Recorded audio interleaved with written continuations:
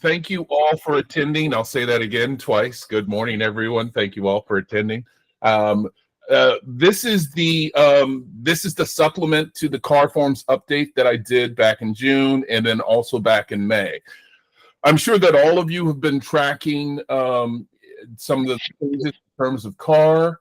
Oh, Emily, you know what? You might be in the rooms, and rooms should have directed you to a Google Meet. So if you're not seeing that, my apologies. Ela can help you offline, but it should direct you to a Google Meet. As I said, you guys have been tracking all of them. Oh my God. Everybody wants me. Oh, sorry, guys. Forgive me. So a couple of things, which is as we look at the new forms all address compensation. That is one of the biggest sentiments, or one of the biggest tenets in the lawsuit, is how compensation is communicated.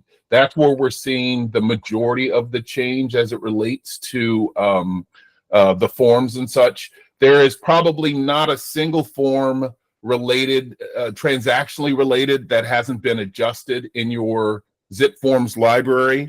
As a matter of fact, directly after, I've included a couple of links in the presentation today for you guys, but I want you guys to put eyeballs on even the red lettered forms so that you get an understanding. But again, we're going to review the most crucial today so that you guys have a clear understanding. The goal of us here at Radius is to make sure that you're going to be able to operate with no hiccups, with no hesitations, to give you some clues and some tips into how to explain what this process is for your customer base.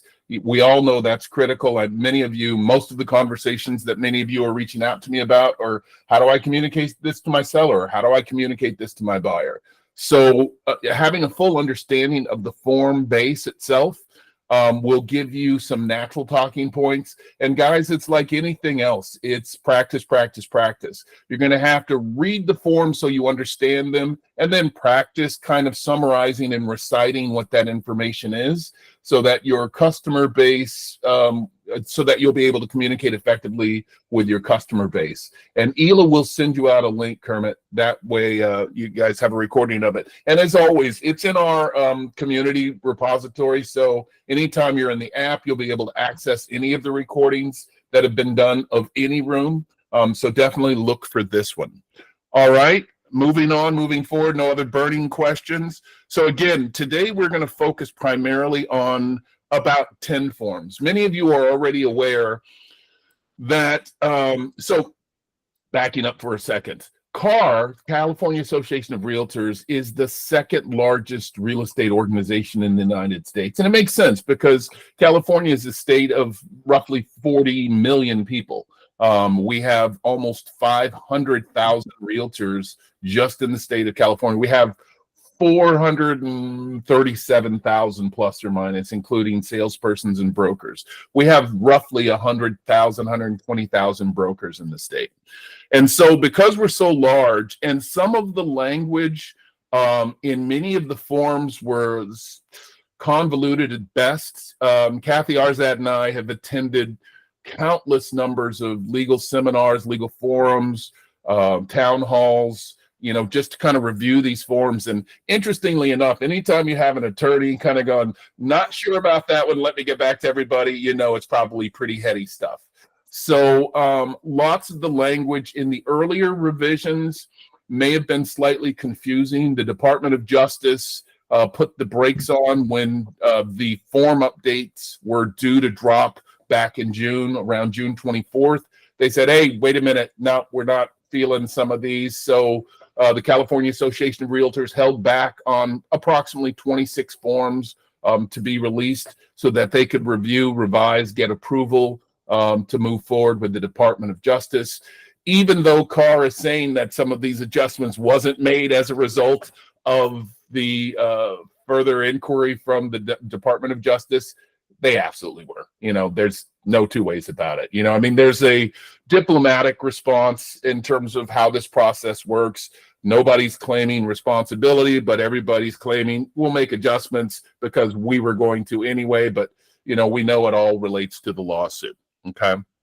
So again, stressing the point, we're only going to review the 10 most critical as recommended by our risk management attorney today. Okay. We'll drop a link in of a quick summary guide. I'm going to suggest always, as I always do, guys, you need to log into your CAR website daily, not just for information about this, but about what's going on in the industry, what may be happening in your market specifically, things like that. Changes are dynamic. And in this case, they are rapidly dynamic just because we have so much going on. So I want to make sure that everybody, has what they need to move forward. Okay. All right. As we move forward, so I always like to start off my presentations with a quote. I've used this one before because I absolutely love it and I believe it to be true. So the people who are crazy enough to think that that they can change the world are the ones that usually do. That's a quote by Steve Jobs. And I just wanted to address that because change is a natural part of life. Some of us resist it. Some of us want to stay mired in the old ways of doing things because you're comfortable with it. But the reality of change is change just happens. Change happens every microsecond, every second, every minute, every hour of the day. Real estate is evolving. Real estate's a different landscape. Just look at the nature of the business model that all of you are a part of. This is very different than what you've experienced from a traditional segment of the real estate market. So as we look to move deeper into the 21st century and our consumers are becoming a little bit more sophisticated, this change is absolutely necessary, right? Let's clear the decks, let's everybody take advantage of it. Some of the changes that we'll also experience is I'm anticipating probably over the next 18 months or so, a significant contraction in our realtor population numbers.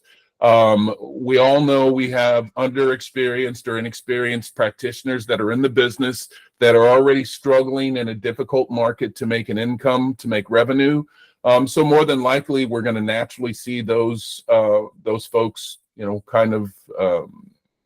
bounce out of the business. We're going to see other companies that may withdraw from participating in the National Association of Realtors as well as the local MLS.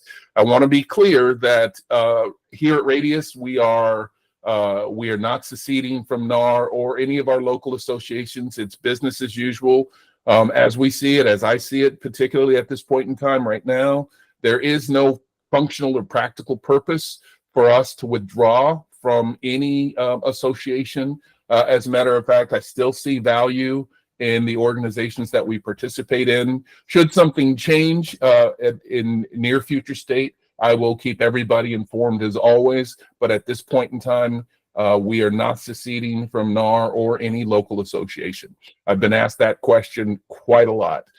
So I just wanted to make it clear for those in this group. So as I mentioned earlier, forms will be released fully on the platform July 24th. Many of the forms, even the changes that we're going to review today, are still red lettered forms, meaning there could be additional adjustments. At this point in time, I feel fairly secure in what we're presenting today will be absolutely what you guys will be using going forward. Many of the MLSs have already started to make some adjustments and changes in advance of the August 17th fully mandated release. And, so that's when all the laws and such will, or the changes will effectively go in place. Some will start as early as now, probably up till the 12th or 13th of August, but everybody is in prep for the change. Be prepared for that. Check in with your local MLS. Every MLS is different, even board-owned MLSs. So some may have different edicts or different rollouts. So definitely check with your local MLS so that you can be clear that you're in compliance with whatever standards they're imposing. In light of the changes, so two forms were completely blown apart, blown out of the water, and will no longer exist in your repository, in your zip forms. And that's the Cooperating Broker Compensation Agreement, or the CBC, and the Anticipated Broker Compensation Disclosure, or the ABCD. You guys maybe remember when you attended this class last month that those were still two very active forms. I mentioned even at that time, the language was very convoluted, so I'm not surprised that they decided to eliminate both of these forms from the repository. So they're no longer in use. So if you've been using them, throw them away because they are no longer practical for anything that you're doing. Okay. Um, Come on, click through for me, will you please? All right, there we go. All right, so anytime there's a change, obviously there's opportunity for additional education. CAR is offering a free on-demand buyer representation and residential listing agreement class bundle for you guys to have access. Normally, this is like a $400 or $500 class, but it's free. It'll allow you to familiarize yourself with the buyer representation broker compensation agreement, which all of you need to be using today, right now, in advance of. That's a requirement of Radius. So if you're going out meeting with a buyer, have them sign a BRBC, a broker buyer representation broker compensation agreement. I'll talk about this more. By default, this is a non-exclusive form, but I'll talk about that. We'll go through that extensively today.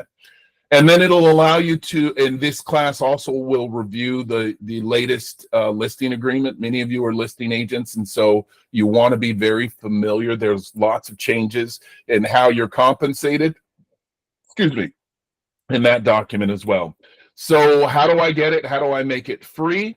Go to store.car.org/products. You're going to look for the CAR buyer representation with residential listing agreement bundle, and then once you get ready to check out, you're going to enter in forms 49 at checkout in the discount code box, and it will change this from I don't know, whatever price it is to free. Okay.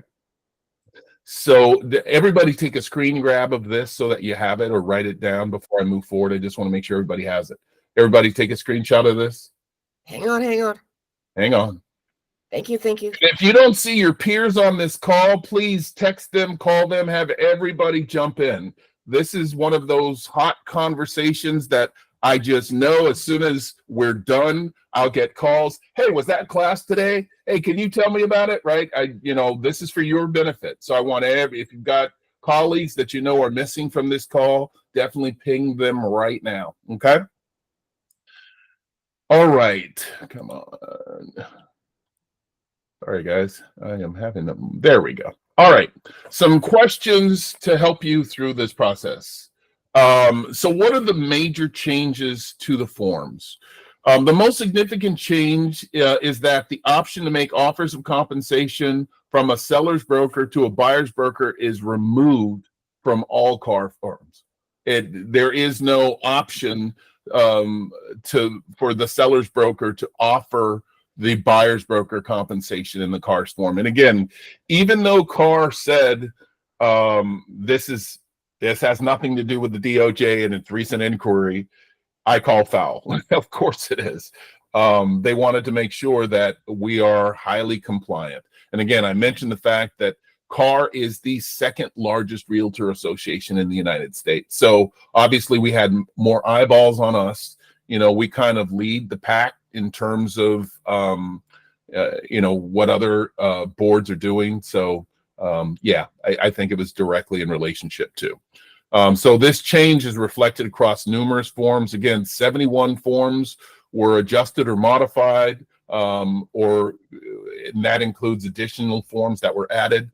So the language regarding compensation from the seller's broker to the buyer's broker is removed from CAR forms. Okay. How should buyer's broker ensure that they are compensated for their work on behalf of the buyer?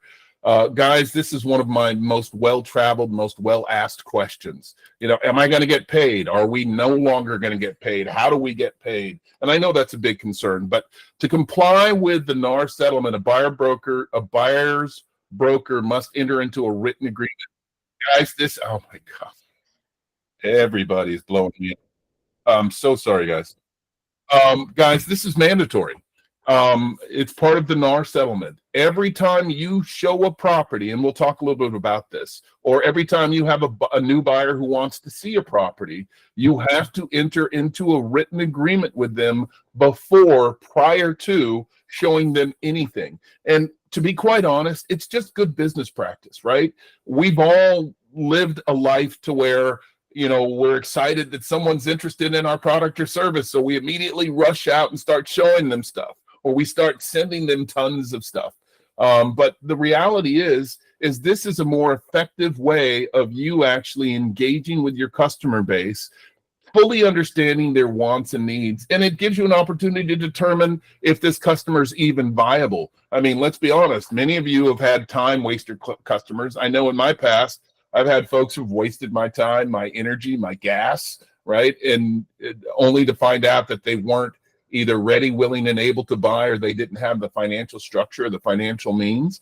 So, you know, this is going to eliminate a lot of that behavior for you. So every time you meet a new customer, rather than engaging in verbal babble about everything, you know, set appointments with them, explain to them the process and what levels of work are you going to do for them, things like that, things that will actually justify why you're charging whatever it is that you charge, right? Many of you have never had to be in a defensible position to where you had to present your value prop to a buyer. Well, this is true for everybody right now. You're going to have to be able to articulate who you are and what you bring to the table. So this will force you, this is a forcing event for you to bring your buyer to the table and actually have a meaningful conversation, okay? And all of you are excellent practitioners, so this is just an additional feather in your quiver, okay? I just saw a question about enforceability of the buyer-broker agreement. That's going to be on the responsibility. That responsibility is going to fall on most MLSs, but as with everything, we're a self-policing industry, right? There's not enough overseers to be able to really kind of fully engage in complete oversight of our activities on a day-to-day. So some of it's going to be self-policing. A lot of it's going to be the responsibility of the local MLSs to make sure that we're compliant. We at Radius are going to require that you submit a copy of your buyer-broker agreement because they have to be kept by us. So, yeah. So we're going to be doing as much enforcement as well right up front. So all of you should know that. And again, we want to be as compliant or better than most of our peers and colleagues. Okay.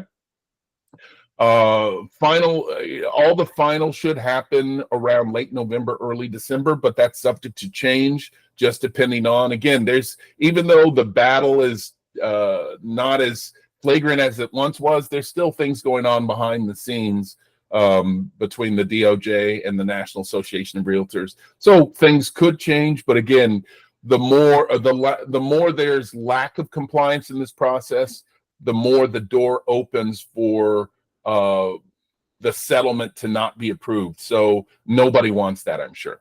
Okay.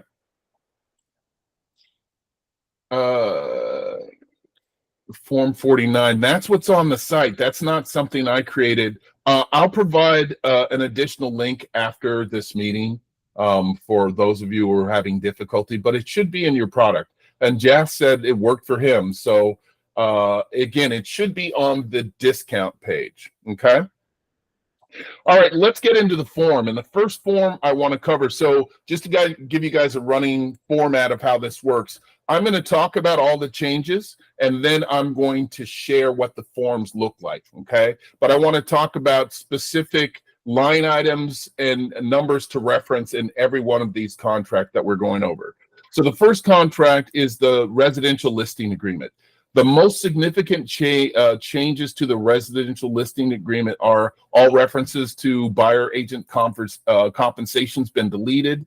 In line items 2C1 and 2C2, seller agents negotiates their compensation with the seller, including whether or not the seller's agent will be paid an additional compensation for working with an unrepresented buyer. So that question answers directly that dual agency. Many of you have speculated that there's going to be more incidences of dual agency, and I don't believe that to be true.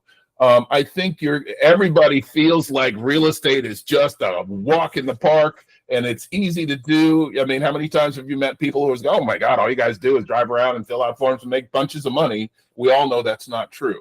One unique change that's going to happen, and I'll bring it up now and a few other times during this presentation, is that you're going to be able to share a blank residential purchase agreement with an unrepresented buyer. You must redact any broker or licensee information from the bottom, from the footer of that form. But, you know, my head is already spinning with the fact that we're going to be able to share this proprietary document with our customers. And you'll also complete a B&A, which is a buyer non-agency agreement, which says, Mr. and Mrs. Buyer, I'm going to share this purchase agreement with you that we use in the industry, but in no way, shape, or form do I represent you, nor can I advise you. And I want to stress the use of that language because buyers are going to naturally assume that you're going to be helping them out to complete this document, and you absolutely will not. So you'll be able to share the purchase agreement with the buyer, but you have to redact it. Okay, so you have to make sure there's no information at the bottom of that form. So so getting back to line items 2C1 and 2C2, again, it removes any language that addresses compensation paid directly to a buyer representative. There is no buyer representation language, and there is in line item 2C2 additional language just in case you're going to be representing a non-represented buyer. Okay.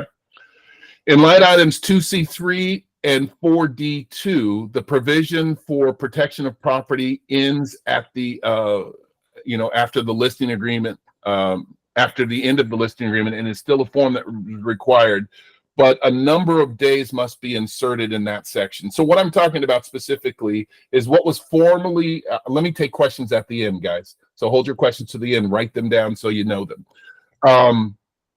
So what was formerly known as the safety clause is still exists on the listing agreement. And that safety clause essentially was, if anybody shows up after the expiration of our listing agreement or the cancellation of our listing agreement, and they saw the property during the time that I had the listing, you still owe me a commission, right? But of course, there's an amount of days that needs to be put into that section, which is 5 days, 15 days, 30 days, 6 months, whatever it is. So that number needs to be completed in order for the protection to still exist. Does everybody understand what I mean? In the chat, just to get what you mean. No, I don't know what you mean. Then I'll cover it a little bit more in depth. Okay. All right, cool. In line items 2C4, the seller's obligation to pay the previous broker. So essentially, if they've entered into a written agreement with another broker, they may still be obligated to another seller, to another broker. Okay. And in 2E1, the MLS addendum, add MLS addendum if the property will be in the MLS. This does not supersede the SELM, by the way. It's a new document that's added. We'll go over this document. So it will be in the MLS and give the MLSA to the seller. That's the multiple listing service addendum to the seller. So that's another addition that's been added to the residential listing agreement. 4G, the maximum listing period is 2 years.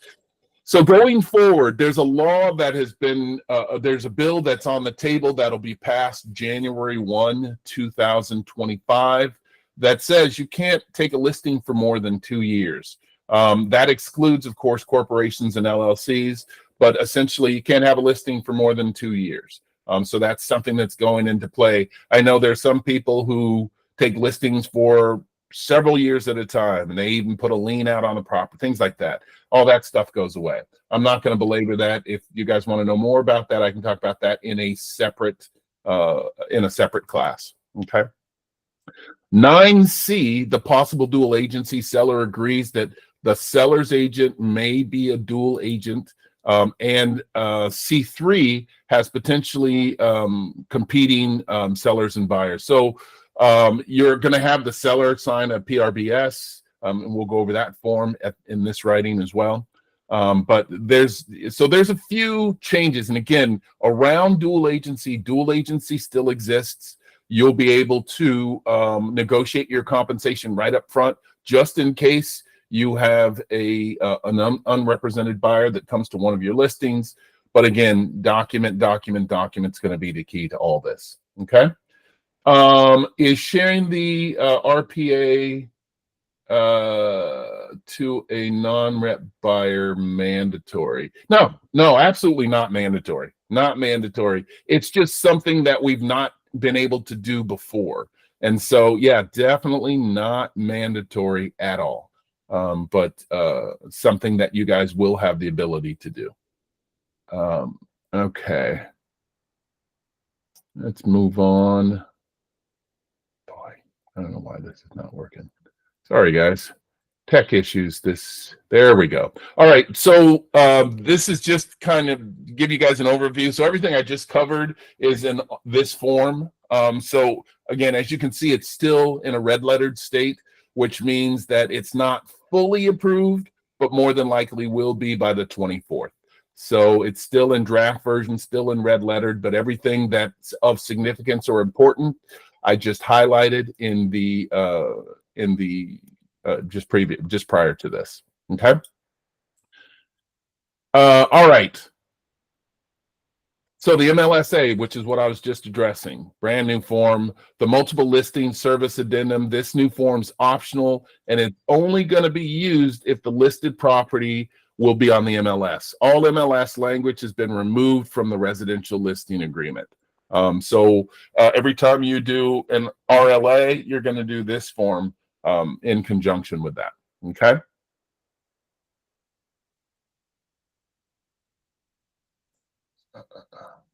Boy, I don't know why. So anytime you're kind of doing a presentation in Google Meet, there seems to be a delay versus me actually doing it from the slide presentation itself. Not sure why that happens. All right, some additional forms. The BCA, the broker compensation advisory. This advisory has been substantially rewritten to reflect the new RLA and the BRBC. Again, when I presented it just a month ago, very different form than what it is now. So it relates to the sellers. 1B relates to sellers. I'm sorry, 1 relates to the sellers. 1B covers the seller's agent working with unrepresented buyers. 1C discusses the seller's agent being a dual agent with the buyer. 2 covers the buyer representation agreements. 3 addresses how a buyer's agent is compensated and why there can no longer be an offer of compensation from the seller's broker to the buyer's broker. Come on. Okay. And this is essentially what that form looks like. As you can see, as you guys can all see, as I mentioned, completely different form than just a month ago. So everything that's red lettered is new or revised language from just 30 days ago, give or take. So there's been some significant modification to the broker compensation advisory. Again, this is another form that will require as mandatory here at Radius. So make sure you familiarize yourself with this form and that you're always including this when you're uploading your files, either in the TXM suite or for the time being in SkySlope. Okay. The open house non-agency disclosure and sign-in form. So I've had a lot of questions around open houses and how are we handling open houses. Keep in mind, this is an optional form, but it's highly, highly, highly recommended. The goal, guys, is always protecting your 6 o'clock. Everybody know what I mean by that, right? You are always protecting your 6 o'clock, which is those hindquarters you may be sitting on. Right, we're always looking at keeping ourselves safe. And with all these changes, there's lots of opportunities for mistakes or errors. So even though this is not a mandatory form, it is highly recommended. Buyer should ask, buyer's agent should ask to sign the open house form and indicate if they're working with an agent or not. This form collects lots of data. It advises the buyer that the agent is working on behalf of the seller and has no agency with the buyer whatsoever. Guys, that language is so critical to me. Many of you who've worked with me hear me talk about this all the time, right? Realtors engage in two types of conversations. One, which is called, boy, my brain just stopped working. Oh my gosh. Everybody ever Casual. Yeah, thank you. Couldn't thank you, Scott. I love you, man. Casual conversation and less than casual conversation. So casual conversation is literally just, hey, how's the market? The market's great. Anytime somebody engages you and says, well, I've got a property at 1234 Main Street, or I'm interested in 1234 Main Street. That's what's called less than casual conversation, and that engages your professional license. So we've created a form of agency when it becomes less than casual. And agents kind of blow through this all the time without realizing you just created an agency relationship, a fiduciary relationship, an agent of trust with that particular potential buyer. So you have to be cautious in the language that you use. This open house non-agency disclosure allows for you to really expound upon what duties you owe to or not owe to that particular buyer. And again, this is clearly articulating that you are not representing that buyer whatsoever. There are provisions in that document, as well as another document, that will allow you to engage that buyer if it is necessary. And again, remember back with the RLA and the other form that you are already having this conversation with your seller in advance. That says, hey, it's possible I might be representing an unrepresented person. Are you okay with that? And are you okay with paying me for that? So that's already been covered, but you want to make sure that you are really kind of letting this particular prospect know, don't have any representation to you. I represent the seller. If they ask you to write an offer, then you have to engage in a different form of conversation whereby you are actually creating a relationship and have them sign a buyer representation broker compensation agreement. Okay. There's a sub form of that I'll talk about that you guys can also use. But yeah, these are the things you want to do. This is what the form looks like. As you can see, particularly in the visitor section, you're collecting their information. Are they working with somebody? You're collecting their email address. Right. And this is for multiple people. So you can have multiple people sign this one document. But, again, I highly recommend that you guys utilize these forms. At some point, some of these forms may fall off. Right. They may be forms that just the industry decides are unnecessary or they're adjusted in some way. But, as far as these new forms, get into the practice of using these on a daily basis, guys. Okay, it's only going to be a benefit to you, even though it's an optional form. Just get in the habit of it. Okay. The BRBC. I've talked a lot about the BRBC. Guys, make this document your best friend because it will be. You are all married to this form from this day forward. Today's the 17th. I now pronounce you form and licensee. Right. This form is something you guys will be using every single day from this point forward. So the buyer representation and broker compensation agreement has been substantially modified from a month ago, right? Some of those key changes. At the very top, it states that the buyer representation broker compensation is a non-exclusive form unless the checkbox is checked. Okay, so there's a checkbox that I'll show you, but that checkbox needs to be checked in order to make this an exclusive form. In other words, that they're represented solely by you. A couple of things I want to clear up as I move through that. Some of you have asked me, well, can I just put in all of California or all of LA or, things like that? my advice is to be as specific as possible when it comes to geo-region. Those of you who have already looked at a version of this form, and keep in mind, the form was actually introduced back in 22, but for the NAR settlement, this form has been substantially overhauled, right? So lots of things that existed in it before do not exist now. And many of you have been in my classes or groups, so you've heard me talk about this. Yeah, as far as geo-region, you want to be specific. City of LA, city of Irvine, city of Orange, city of San Francisco. Functionally and practically, guys, you really can't work the entire state. I know many of you do, many of you try, but from an expertise level, from a proper service standpoint, if I ask some of you to go up to Kernville and sell a house, you'd be lost because you don't know local and regional disclosures. You don't know the standards of the industry there. There's so many things that give me consternation and give you difficulty because you don't know the region, right? So, only check regions that you can actually cover. And even in that exclusivity part, so let's say you put city of LA and then somebody's also looking in Orange County. They're safe to have an Orange County agent or an Irvine agent sign another BRBC because it's only for Irvine. Your specialty is in LA. So anything purchased in LA is your domain. If they go to another city or county, that's their domain. Okay, you guys get it? Representation period is no longer than 3 months. So these agreements are only good for a 3-month clip.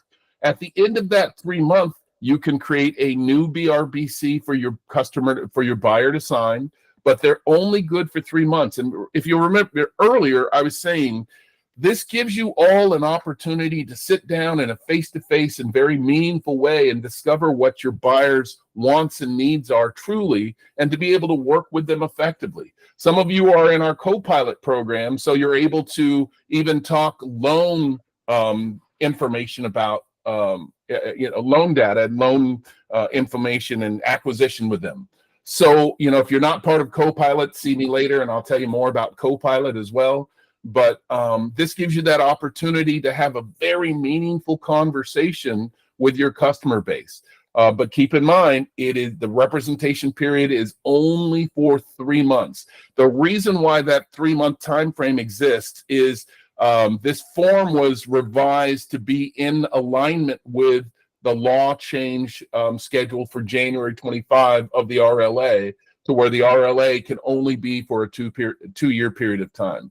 So I guess they felt there's a level of fairness to this. If you can only work with a seller for 2 years, then you should be limited to the length of time that you can work with a buyer. But keep in mind, this is renewable. You have to complete a brand new BRBC at the end of that 3-month term if you've not been able to successfully secure an accepted offer for your buyer. Okay.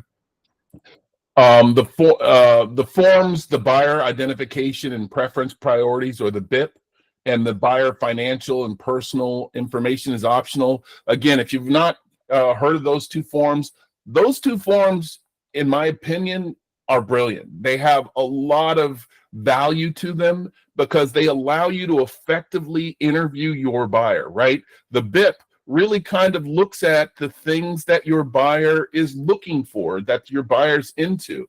So you're able to kind of document. And we know that documentation is everything in our business, right? How many of you have had the scenario to where your buyer said, no, I didn't ask for that. And you're like, you absolutely did the first time I met you, right? These forms actually alleviate and eliminate those types of conversations because you're having that meaningful conversation with your buyer customer right up front. So even though the BIP and the buyer financial and personal information form are optional, get familiar with them. I think that they go a long way when you have your first sit down with your buyer and you're just simply explaining to your buyer, Mr. and Mrs. Buyer, I'm going to be asking you a lot of sensitive information so that I can work with you effectively. Would that be okay? Right? And they're not going to tell you no. Okay. Properties excluded must be identified, including properties covered by other BRBC. So if your buyer has seen or is working with someone previously and it's to be excluded from your BRBC, it needs to be identified in this document. Okay. 2E addresses the amount of compensation. I'm going to stress this again, guys.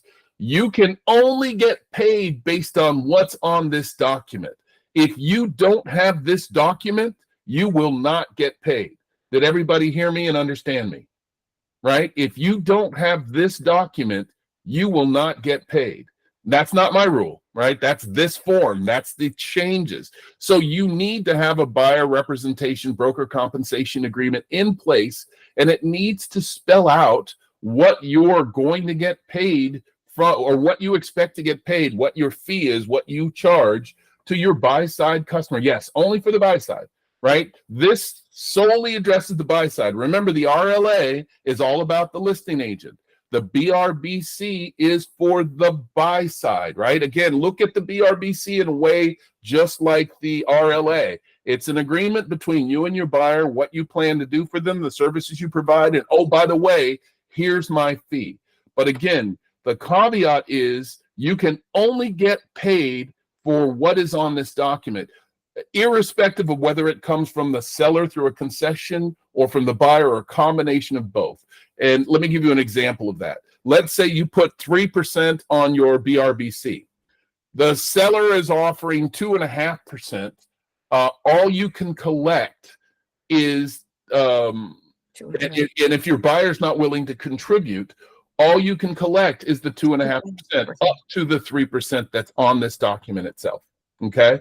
If this document says 2% and the seller's offering 3%, all you can collect is the 2% that's on this document. So my suggestion would be is to always estimate high in lieu of the seller providing some additional compensation or helping the buyer out, because many of you skilled listing agents will be having these conversations with your sellers that clearly say, Mr. and Mrs. Seller, I know you don't have to, but here's why, right? Look at, it's a marketing fee. It's a marketing cost.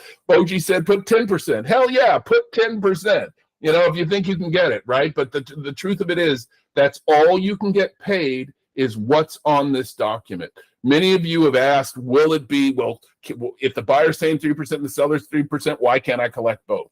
One issue, one word, transparency. All of this is transparent.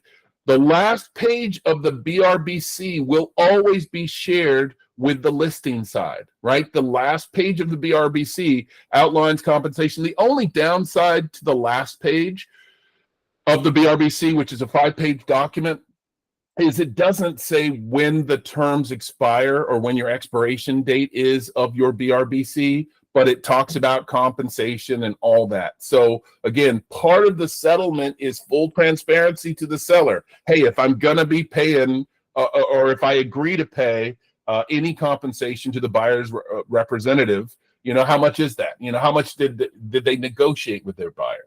So keep in mind, you're going to be sharing that last page of this document with the seller, with the selling party. Okay. Line item 2E2 is the amount received by the buyer's agent from other sources is deducted. And then line item 2E3, the right to be paid if the buyer buys during a continuation period. Again, you want to make sure that if you're continuing to represent that buyer, that you put a number in that protection period. Just like the listing agreement, this is a form of a safety clause that says, hey, you know what? During this time frame, I'm still helping you out for an additional 30 days, not, whatever the time frame is. But that can't be blank, because that'll mean you don't get paid if you're representing this buyer beyond a certain time frame. Okay.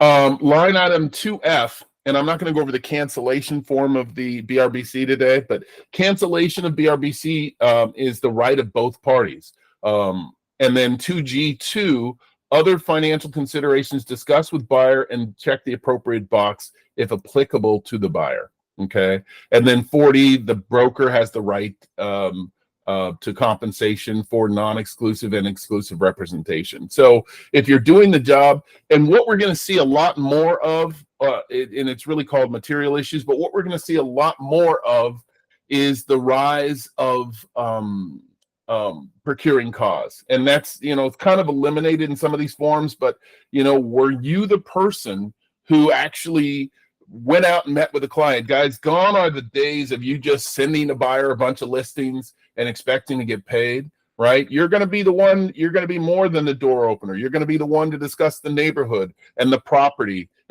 type and changes that are going on in the community and all those things, because those are going to support you getting paid, right? If you're in the habit right now, today, July 17th, of just sending out whatever's on the MLS and then, hoping that somebody's going to clamp in, they're not. You run the risk of not getting paid. Okay, so it's what's called broker involvement. You're going to have to significantly be able to show broker involvement. That means, I took them to this property. I opened the door. I explained to them the history of this property. I showed them other properties in the neighborhood, right? That broker involvement is critical from this point forward. Okay? And then terms of continuation and the right to compensation. Again, remember I said in line item 2E3, if you've not put an actual date or a number in that field, then you are not protected, which means you might not get paid. And I know you all like to get paid, at least I'm assuming, some of you are in it for the money, because that's why we got into real estate, is to be able to control our time and our money, right? All right. Why does this take so long? All right. All right. And this is what the BRBC looks like. Again, it's a 5-page document. And this last page I mentioned, this page is the page that you will be sharing with the list side, right? To show proof that you in fact did engage your buyer in a BRBC. So if you try and slip a fast one, and earlier some of you asked, how is this oversight going to be enforced? It's going to be enforced by not only the MLS, but each and every listing agent who's worth their salt will be asking for this document as well, particularly, if you're looking like you're going to go into contract. Okay, so this is the page that I'll be sharing. The only thing that's omitted from this page, as I said, is the term of your agreement, but that shouldn't be an issue. Most of you are probably in that habit of being able to put someone in contract, within a 30 to 60 day period once you start to engage, unless it's a very difficult person, right? And we've all had that. The BMI SP, the buyer material issues for a specific property, that's also another critical form. Even though it's optional, it indicates if a buyer has concerns. Guys, half my day is all about things that have happened to you as agents, that now you've got a pissed off buyer or a pissed off seller. Something didn't happen. You said X. They think you said Y, right? Particularly when it comes to property types and things like that. And you don't have an accurate communication log, or you don't have anything in writing, not even a text to support what you actually agreed upon. That's kind of what this form's all about. It allows you to really kind of dive into specific things that are important to the buyer, including things that might be triggering for the buyer. Like, let's say there's a certain material that the buyer can't be around because of health issues. That would be identified on the BMI, or certain geographical areas that the buyer can't be in because it might trigger health issues, things like that, or health issues of the family. That would be on the BMI. So the buyer material issues for a specific property, again, while it's not mandatory, we are not making it mandatory, but I would like to see the engagement of this form, the use of this form, because, again, this is another form that protects your 6 o'clock. Again, you guys are all familiar with the time frame. The 6 o'clock we want to protect. And this also reinforces, God forbid, but just in case anything ever went further than mediation and went through the process of arbitration, or where we needed to engage our E&O, this supports communications that have been had, right? You guys all know at the end of every contractual relationship, those last few pages say, should a dispute arise as a result of a conflict between us, we agree to go to mediation arbitration. All of you have seen that clause in contracts. That exists for us, right? Everything we sign with our buyers, it has that language. And so again, this would go a long way to support if there was some type of dispute as a result of a property you showed or caused to engage the buyer and the buyer purchased. This actually will spell out those things that, you know, the buyer said, I can't be around. And on the other side, it also protects you if a buyer says, oh my God, you know, 1234 Main Street came on the market and you didn't show that to me, and I feel I lost out, right? This BMI form actually protects you there, because what it actually says is, you know, Mr. and Mrs. Buyer, you said you didn't want to be around what ragweed or, you know, whatever, you know, oak trees, whatever it is. That property has a large oak tree right in the front of the property, which is why I didn't show you the property, right? This is another protect your 6 o'clock form, okay? All right. We talked a little bit about the BIPP, or the BIP as I call it. Right? Those of you in lending, not the same BIP. This is the buyer identification and preference and priorities. It's an optional form, but again, as I mentioned earlier, I'm strongly encouraging to use this, for you to use this form. It's not something that's shared with the sell side. It's literally just for you. But again, if you're not as strong as you'd like to be in interviewing a customer and getting the correct information needed for you to create a system of work, this form actually assists you in doing that, because you are literally outlining the things that are important to the buyer, right? In conjunction with the form we just looked at, along with this, these are forms that will give you the opportunity to do your job, right? What you're looking for, a single family residence, you know, 2-story, single story, all these things. And again, this class is meant to kind of give you a summary and a really good overview, but I want you guys to actually put eyeballs on them and send me an email, a text, Slack if you guys are in that. Send me something that communicates to me, I've read and understood these, or I read these, have some questions, whatever it is. But because you're all here today, I'm sure you're all going to take the initiative and put eyeballs on these documents so that you can clearly understand them, right? So much information that, you know, can't possibly communicated completely, but I'm giving you all the highlights. The BFPI is the other segment of that form that we were just talking about, the BIP. And again, this is an optional form. It's not shared with the selling side, but the buyer financial and personal information is going to save you guys a whole hell of a lot of headache. I've had lots of calls this year about someone who's working with the buyer and they've done significant work and even gotten into contract only to find out that the buyer is financially unable to perform. And then what do we do, right? This form will give you amazing data, right? The data is key, it's crucial. But this form allows you to, you know, actually explore what their financial information looks like. Those of you who are members of Copilot, you know, you're already having these conversations because you're able to do loans in addition to the real estate side of the house. But this allows you to really kind of have that open and meaningful conversation with your buy-side clients that says, I'm going to ask you some questions about your finances. I'd hate to take you out, show you a property, have you fall in love with it, only to find out it's not within budget, right? That's a good talking point or a good script language that you can use, right? Because that's true. You don't want to take somebody out and show them something. They're like, oh my God, this is what I always wanted. And they are so far away from affordability that, you know, you wasted everybody's time. So this will allow you to do that. Our risk management attorney has some concerns about this form because it has confidential information.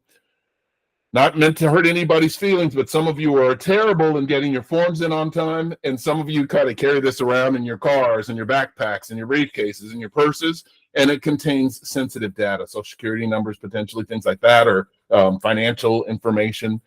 So that's why they've got concern, because of privacy issues or confidential issues.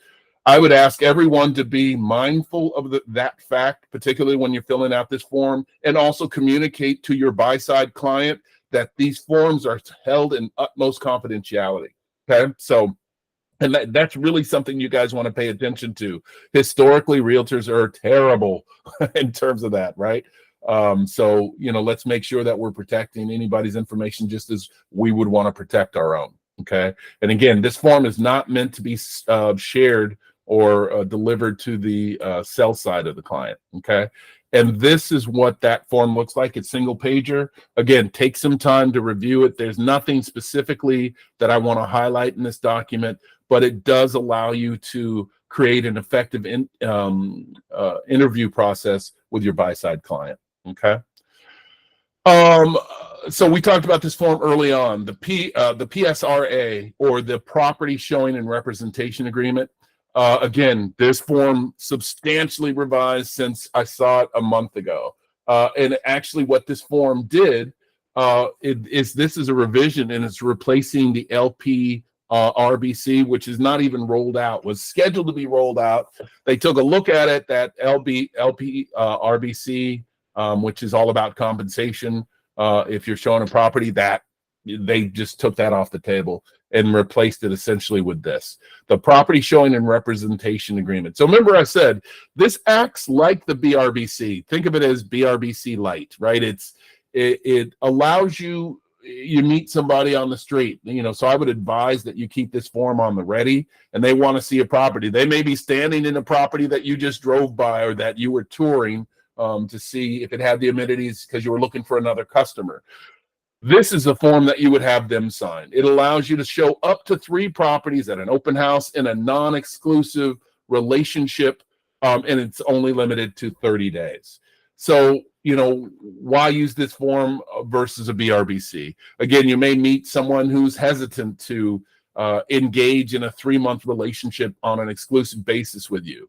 This form will allow that to happen. I understand, Mr. and Mrs. Buyer. Listen, I want to show you my value and what I'm going to do for you and your family. Because by law, I have to have an agreement in place. This is a non-exclusive agreement that will allow me to show you this house, the house over on Elm Street, and the house over on Green Street that you mentioned you had interest in, and it's limited to 30 days. And obviously, Mr. and Mrs. Buyer, if you like my product and service, you're going to agree to compensate me, right? So that's what this form is. That's essentially the purpose. See the box at the bottom of page 2, which discusses prospective buyers attending an open house with or without representation. So on page 2 of this document, it talks a little bit more, gives a little bit more data regarding how to represent or a prospective buyer in an open house that may or may not have representation. Okay, and this is a 2-page document, and essentially this is what it looks like. Again, outside of what I just outlined, and here's that box I just told you about at the bottom of page 2. So line items 1 through 5, or 1 and 2, and then 1 and 2, because each one addresses represented or unrepresented. And I believe this may be in yours. No, it's not yet, and not until the 24th. I was thinking that this form might be in the zip library already, and this is the signature page of that document. All right. Disclosure and modification to buyer's representation agreement.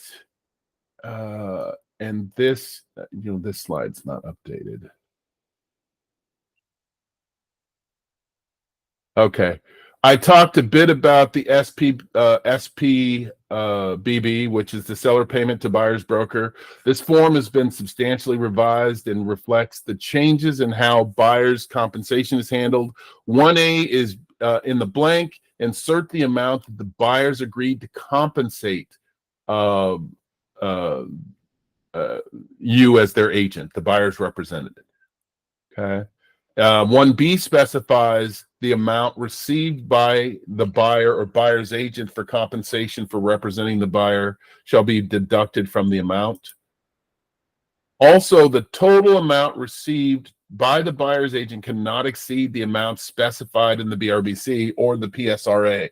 Again, I've mentioned that before. All you can get is what you put down in the BRBC or the PSRA, which we just reviewed.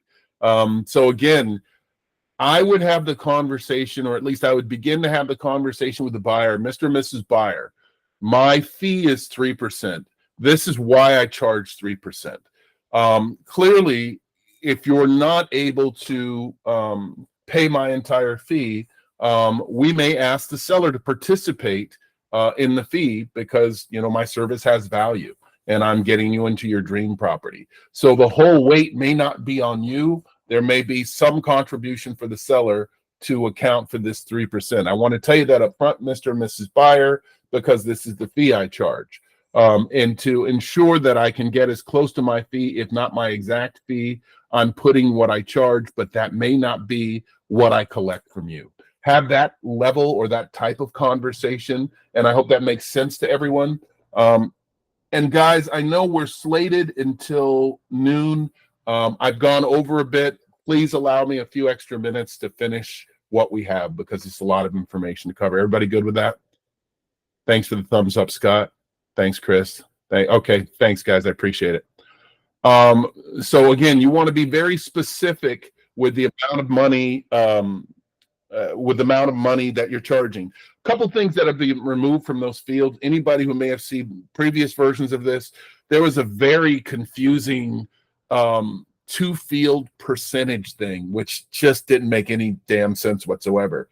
So most of these compensation fields has either this is the percent I charge or this is the flat fee I charge. I've talked to a couple of you. Some of you are going to be opting towards a flat fee model. So you won't check the percent side. You'll check just the flat fee model and write in, this is what I'm charging. Okay. And buyer authorizes buyer or escrow to deliver to the seller or their agent a portion of the BRBC. So the SPBB is giving permission for you to commute that last page of the BRBC or the PSRA to the list side so that they know you in fact did sign an agreement and this was the compensation amount that was agreed upon.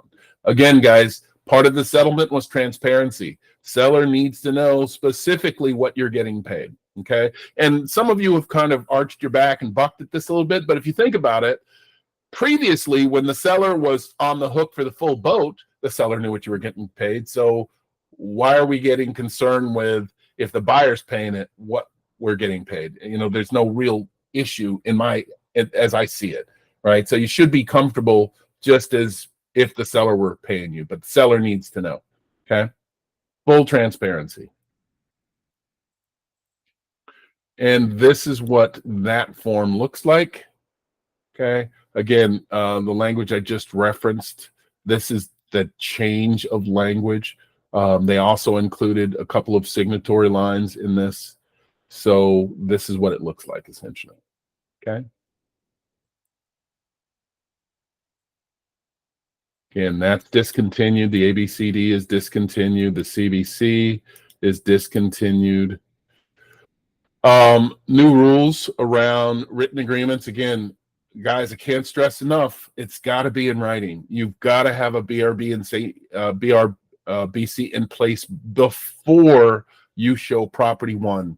And the best practice I can think of is, great, Mr. and Mrs. Buyer, come to my office. I'll come to your home. We'll meet somewhere that, you know, we're not disclosing lots of sensitive or private information in, so that we can review what I do, what I plan to do for you, get a sense of what you're looking for, because we have all these forms to support that.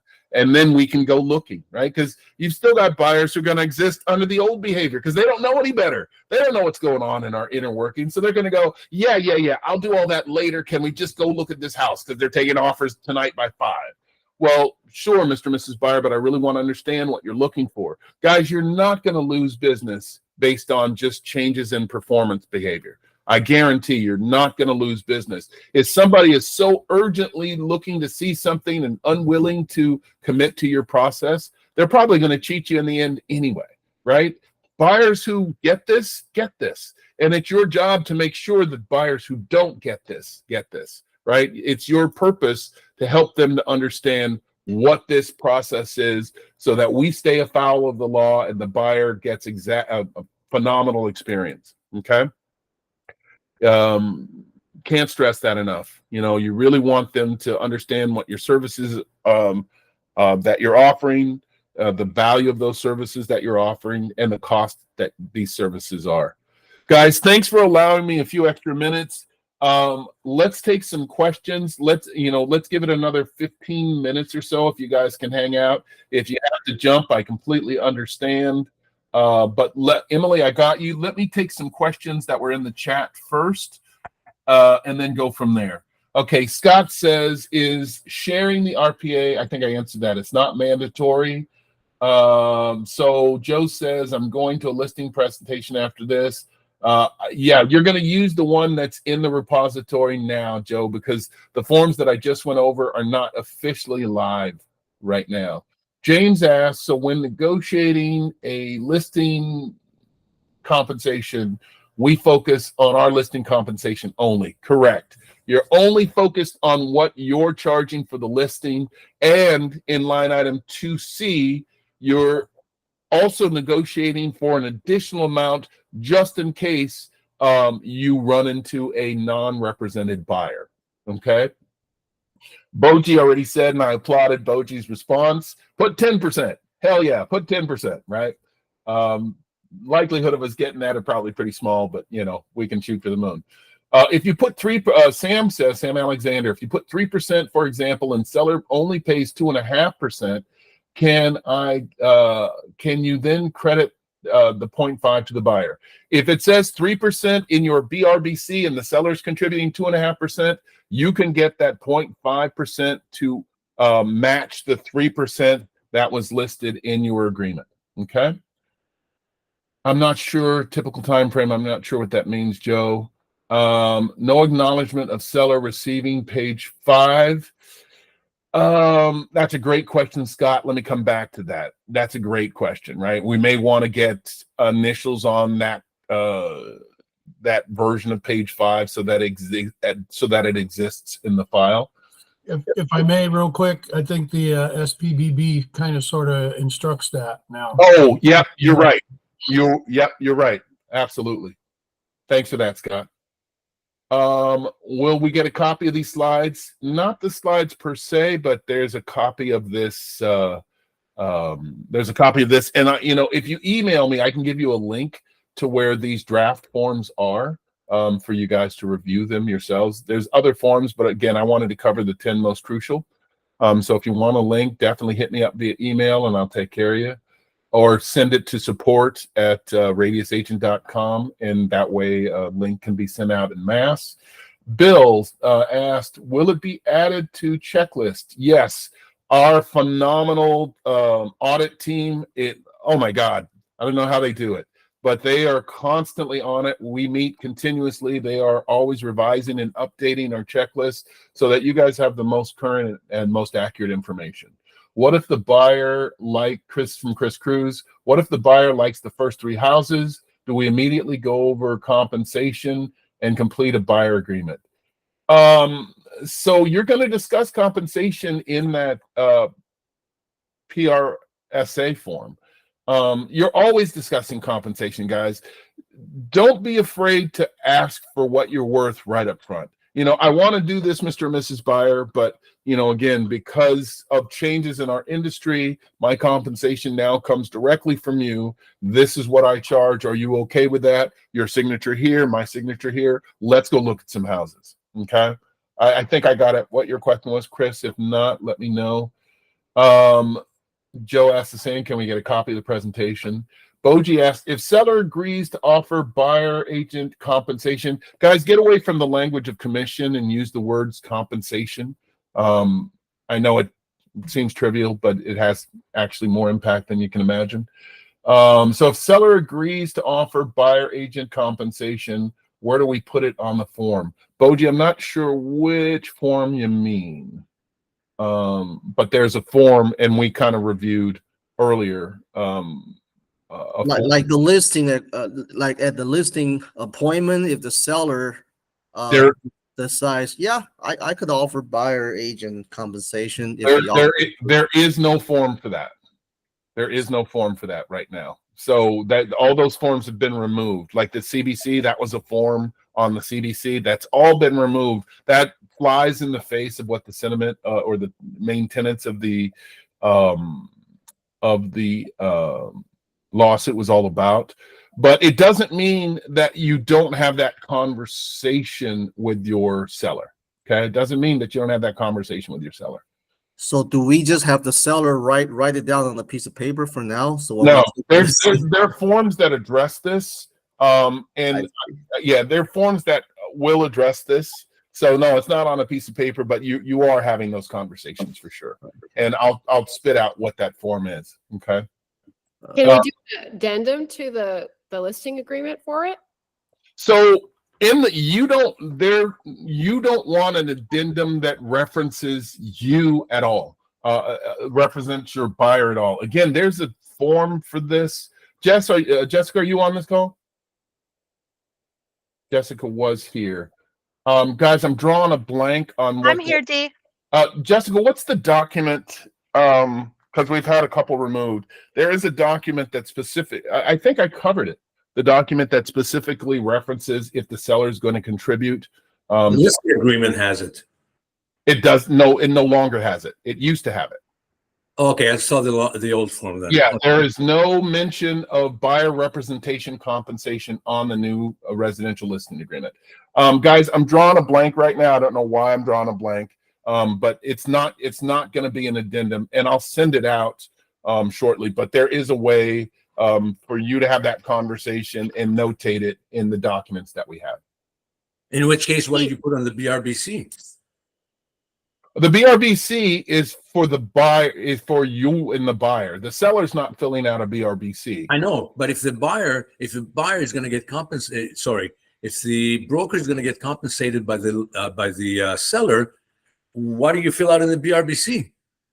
Okay, but the question was about at a listing presentation, at a marketing presentation, how do I document if my seller is willing to contribute? Correct. The buyer's representative would have no way of knowing that because there is not the seller is not completing a BRBC. If we're double ending the deal, how do we fill out the BRBC if the seller is paying the commission? So it's on the listing agreement.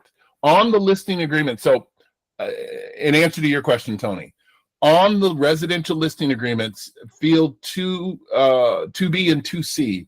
2B is about your compensation from the list side. 2C is about the additional compensation if you're representing an unrepresented buyer. So it covers both. There is no BRBC that would exist with an RLA. The BRBC is like the RLA, but for a buyer representative. Does that make sense? It's so sketchy. I know, guys, this is a lot to take in. These are good questions, but look at the BRBC just like a listing agreement that a seller would sign with a listing agent. The BRBC is the equivalent for a buyer's representative. But at the same token, you mentioned before, sorry to say that, D, but you mentioned before that if you do not fill out the BRBC, you do not get paid. So if I am double lending a deal, how do I fill out the BRBC for me to get paid? Internet connection go out? Tony, I lost that. I lost you if I'm not lending a deal. Okay, you said that if you do not fill out the BRBC, you do not get paid, correct? As a buyer representative. Correct. Okay, so if I have a double-ended deal right there, I think everybody froze. If I have a double-ended deal, how do I get paid if I don't fill out the BRBC because my seller agrees to pay the compensation? So if you're double ending it, that means you had the listing or you found a property that was not on the market. Is that what you're talking about? No, I have the listing, but Okay. I also have my buyer who came to my open house. So let me say it again. If you have the listing, there is a provision in advance of you seeing someone who is unrepresented for you to outline what your compensation is as a listing representative, as a seller representative. There is no need for a BRBC because you've already outlined, should I run into a buyer that I'm going to represent, this is the additional amount that you're going to pay me. Perfect. Perfect. Does that make sense? Yeah, that makes sense. Yeah. Okay, sorry if I wasn't clear. No, it's okay. Okay. I think the listing agreement always has the full amount of compensation, and then you used to parse it out and give half of that to the buyer's agent. In the new listing agreement, it's just the amount, the total amount, and then the buyer's agent comes to you. Does that make sense? No. Like it'll always say No. the total amount. It's just the amount that's being compensated to the listing agent only. Okay, got it. The listing agreement is only about compensation to the listing agent. It is not, there is no language whatsoever about compensation to a buyer representative. So Okay. so the listing agent, listing agent no longer gives part of To that money to the buyer's agent. It's a direct negotiation with the seller from the buyer's agent.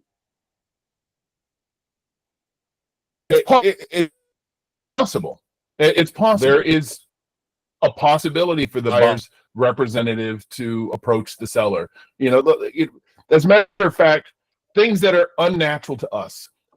With this new change, it's possible for you to get permission from the listing agent to state your case solely about commission to a seller, right? In this new world that we live in, it's possible for you to approach the seller, but it's limited because, again, you know, anything further than Mr. and Mrs. Seller, I'd like that you pay my compensation of X.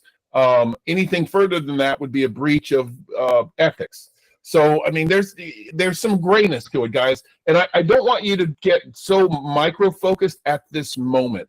Again, I want you all to get eyeballs on these forms first. I know that they're all going to generate additional questions. It's a lot of newness. So we're all going to struggle with, how does that work? I'm used to this. This is how it's always been. So, you know, I would ask that we at least get eyeballs on it first. And then that's going to generate additional questions. Remember, these aren't, even though they're mandatory within our firm, all of these things don't go into place until August 17th. So there is a ramp up time to get familiar with these things. So let's at least get there. But I clearly wanted to outline what you can expect or what the changes, the proposed changes are. Let me get through a couple more questions and I'll answer some additional live questions, okay? Renee asked, what about doing full counties in the BRBC? You can do a full county, but I don't fully advise it, right? Like LA County's huge, San Diego County's huge, right? Alameda County in the Bay Area, or, you know, Santa Barbara County. There's counties are huge, guys.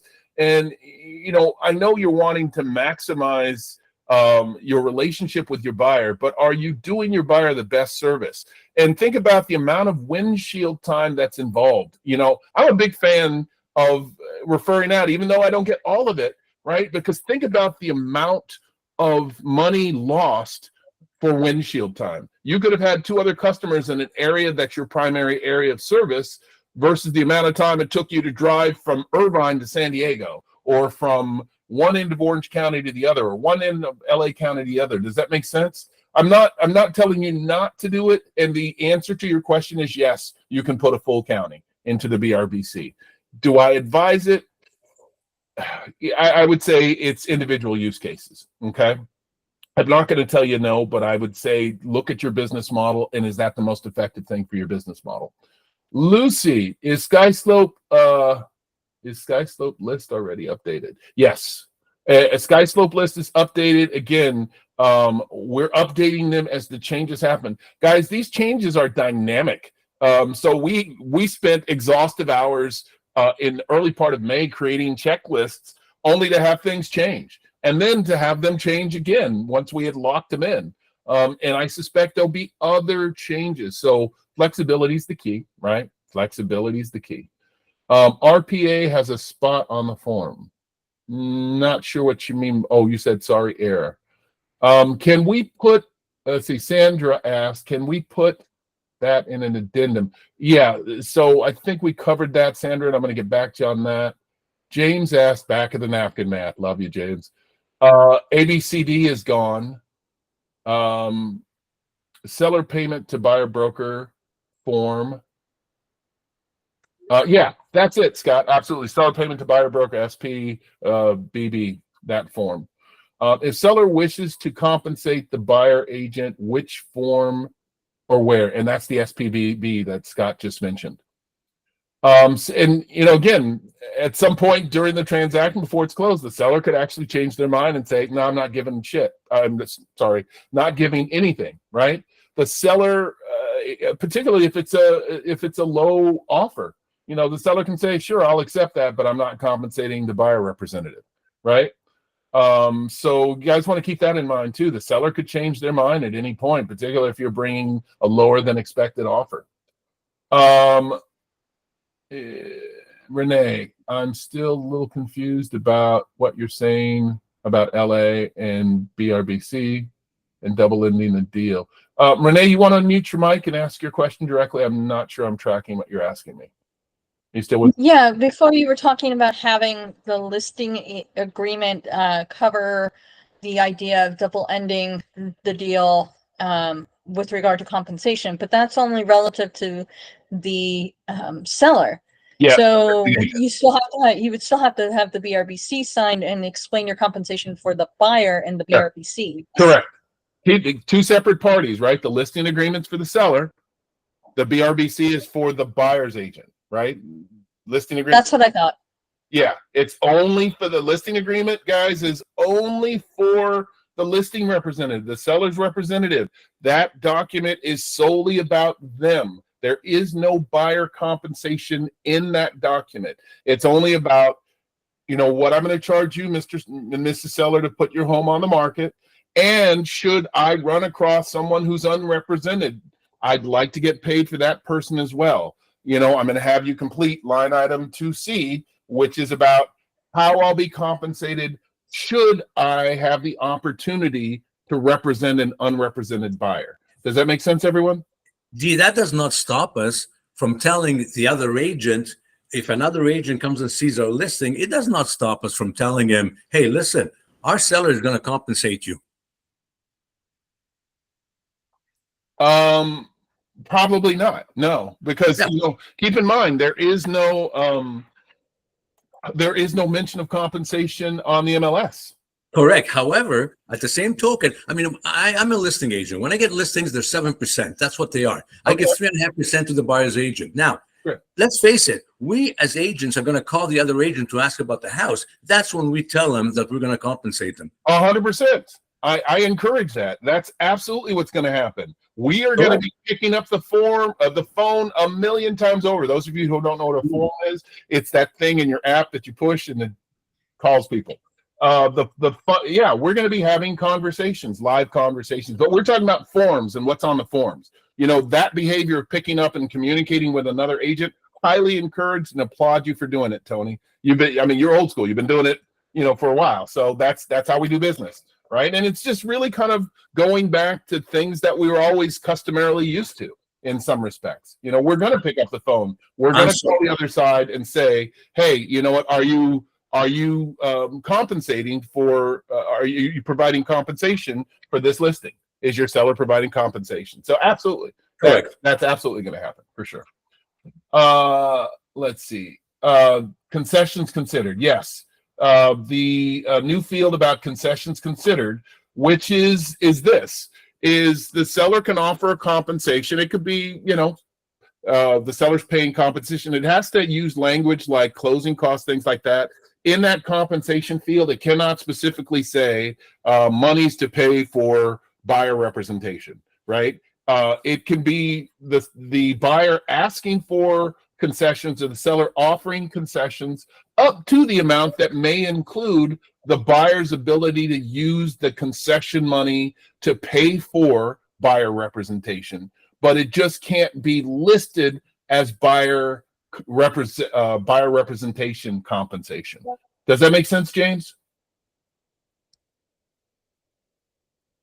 Lucy, will the MLS automatically... go ahead, James. Oh, no, I was wondering. So obviously in the MLS, they're going to put a section for that. That's cool. So my question is, if we are asking with our offer for the seller to accommodate the buyer's agent's compensation, are we to ask in the form of concessions, or are we to ask directly for seller to compensate buyer broker? There is a spot on the RPA. Are you looking at the RPA? No. there is a spot on the new RPA on page, section 3 of page 1 that you can ask, the seller to compensate the buyer's representative. Got it. Okay. But in that concession, if we're just talking about concessions, I want you guys to be clear. In that concession field, it cannot say, seller's willing to pay concessions, because the seller can advertise concessions on the MLS, but it can't be, concessions to include buyer representation compensation, right? It's the amount of. So, if it's 3% or 4%, seller's willing to concess 4%, and that happens to include monies available to the buyer to pay their representation, that's what it is. Okay. Remember, the seller can pull out at any time. The seller can say, nah, I decided not to pay any compensation. Okay, Lucy, will the MLS automatically remove the BAC? Yes. By no later than the 17th of August. All of the language of compensation will be removed from all MLSs no later than the 17th of August. Can I create a property sales website outside of the MLS? On the website, it mentions compensation. Yes, you can, but you can't have any IDX feeds on that web page. So if you've got an IDX feed to your local MLS on that web page, and you're saying for house number 6 or 1234 Main Street, I'm paying 4%, no can do. Okay, that was for you, Boji. Will be allowed to put the buyer broker compensation in disclosures. Ryan, I'm not sure what you mean. What disclosures are we talking about? Ryan may have bounced on me. James, you said anytime. Not sure what you mean. You said that the seller can back out at any time for the compensation agreed to pay the buyer's agent. Correct. So you're saying that if I write an RPA that's asking the seller to pay for buyer's agent's compensation at close of escrow, they can say, never mind? They can. As I understand it, they can absolutely say, I've decided not to compensate the buyer's. But so they would have to see before you hit the closing table, though, if I'm being honest. I mean, it's illogical to me that right at the close of escrow, because it's all been agreed upon. Removals of contingencies have happened, all those kinds of things. So I can't honestly see it occurring at the closing table. I think that would be a far stretch, but I would say more than likely anytime, let's just call it during your contingency period, the seller could, opt to. Or here's another use case scenario. Let's say that during the course of the buyer's due diligence, the buyer then asks for additional repairs. The seller can say, sure, I'm going to give you repairs, but and keep in mind, the seller could then say, yeah, okay, I'll give you the repairs, but I'm no longer going to credit you any additional monies to compensate your buyer representative. Does that make sense, James? Yeah, I can see that becoming an issue. Yeah, guys, keep in mind, we're all navigating this. This is all brand new for all of us. There are going to be some bumps in the road. That's why we wanted to give you guys as much of a ramp-in period, as much of a head start as possible, so that these questions won't be practiced on your customer base, right? These will be scenarios that we've already played out in our heads. And I'm going to be doing a class every week just to make sure you guys are comfortable with it. It may not be new forms, but it will be in and around what this process is, because I want to make sure everybody's fully comfortable. Again, I didn't get eyeballs on those new forms until the 10th.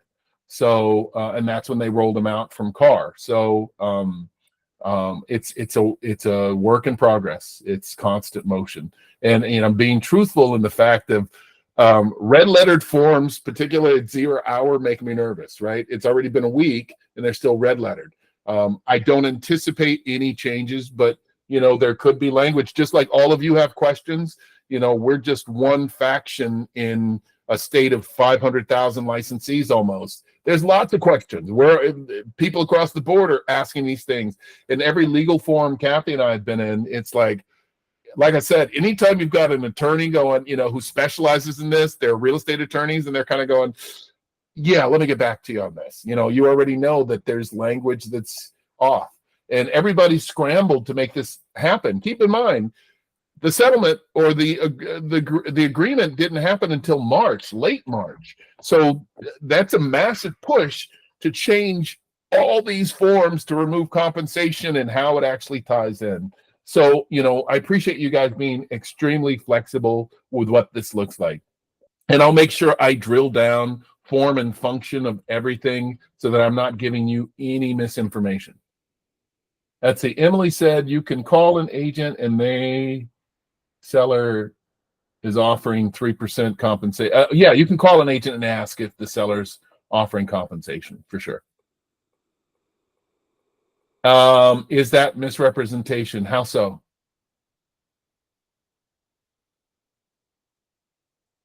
Because the rest of that comment was this, the listing agent says, yes, they're offering 3%. You then go into contract, you're working on the deal, and all of a sudden the other agent calls and says, oh, by the way, the seller changed his mind. He's not offering compensation. The seller's offering compensation as a courtesy. They're not required. So that's where we want to be. Richard asked the same. Richard, I saw your question. Sorry to read it out loud. Emily, go ahead and mute. I'm sorry. Okay, so that's how, but that's a great question. You know, seller's not required in any way. Guys, think of the term of the lawsuit. The seller is not required to provide compensation of any sort to a buyer representative. They're doing it as a courtesy.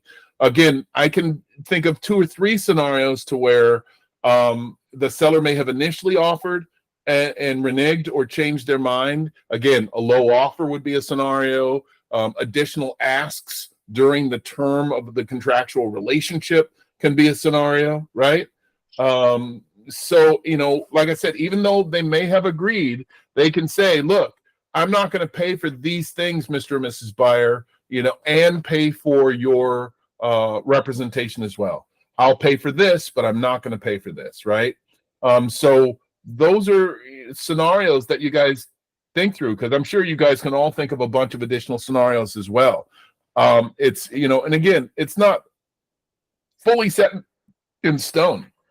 And there may be additional documents that are introduced or changes that address these very questions, right? You know, I get where each of you is asking and confused by that, because it seems like it's in the RPA. That's now a contractual obligation.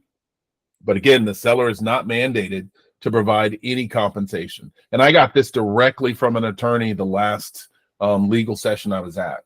And clearly they were like, yeah, I mean, yeah, it's confusing, because it's like, well, wait a minute, you agreed to it, you know? And if my thinking is this: if the listing agent is on their JOB and they're doing a good JOB, they're going to want to keep the seller engaged, because it could be you decided not to pay me and the buyer's still within their contingency time frame. The buyer says, screw it, you know, I'm out, right? If you're not willing to do these things, I'm out. And that could be more detrimental to the seller than actually providing the compensation. But I think, truthfully, if the price is accurate or close to accurate, or what the seller was looking for, you know, the likelihood of the seller pulling out. And again, guys, it's all about how we educate others. If we're not educating our customers to the fullest degree and what the ramifications of what these changes look like and why they need to be contractually specific, we may be running into trouble, right?